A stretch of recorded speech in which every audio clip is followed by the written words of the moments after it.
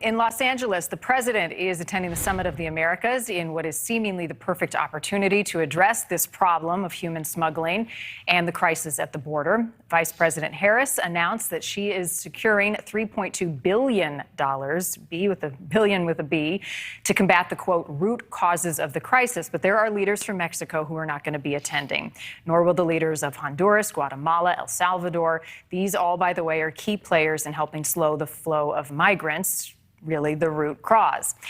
Tens of thousands of migrants are traveling to the U.S. right now through Mexico by caravan. As we were mentioning moments ago, it is estimated 15,000 people will be part of this caravan as it arrives at the border. Joining us tonight with a little bit more on this, immigration and drug trafficking journalist Luis Chaparro.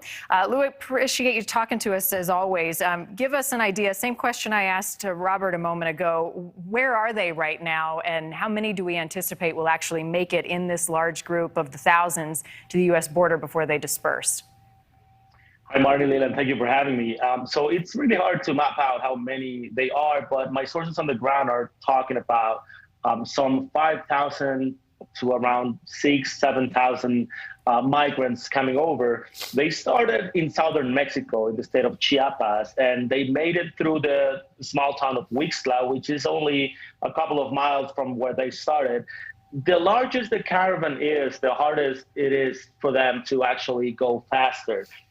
So what we've seen in some of the cases on this subject is that only a couple of thousands actually make it through the border together. Most of them are going to start further on the road, getting into buses, getting into private vehicles, even taxis, to get to the border, so they won't be noticed by Mexican authorities that are willing to stop them, although they haven't been stopped yet. We're showing a lot of kids in these images. Who makes up this caravan?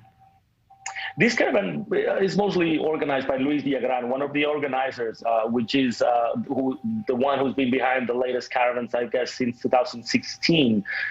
This caravan has a particularity that it's mostly made out of people from Venezuela. Earlier last year, I think we saw a huge caravan, mostly from people from Haiti, but this one has a lot of kids in it, I think more than any other caravan before, and is mostly composed out of people from Venezuela. Hey, Luis, are we right to focus on a caravan? You think about the numbers that you pointed out. There's 8,000 plus people crossing a day into the United States. One caravan that's a few thousand miles away almost seems like the proverbial drop in the bucket compared to what we see at the border every day. Exactly. I think you're completely right, Leland. I think the attention should be actually on the northern Mexican border, southern U.S. border, because I mean this caravan it's getting a lot of attention because its main purpose is to actually call the attention during the summit. That was why it was made and organized to leave on this exact date. But the real attention should be at the U.S.-Mexico border, because that's where most of the people are actually making it through. Yeah, we saw so much of Robert Sherman's video and reporting about the cartels, both in terms of how well organized they are for their human smuggling and then their ability to recruit inside the United States. Am I right to believe that the cartels believe that they can pretty much operate with impunity on the Mexican side of the border, that there really is no meaningful threat to them and their both human smuggling and drug smuggling from Mexican officials? Well, sadly, I have to be honest with you, and most of the Mexican authorities in charge of immigration in Mexico are actually in it. That's what I found in my research along the border. I've been writing and investigating immigration for more than 14 years now, and there is more and more evidence that Mexican authorities at some level, I'm not saying that at the highest level, but let's say like the people on the ground in places like Ciudad Juárez, Tamaulipas, Tijuana, most of them are actually working with the cartels, where they get some money, some cut from what they made out of the migrants. Yeah, and the result in the United States in terms of drugs that come across obviously is deadly, and then we see the result of the human smuggling. Luis, thank you. Great work.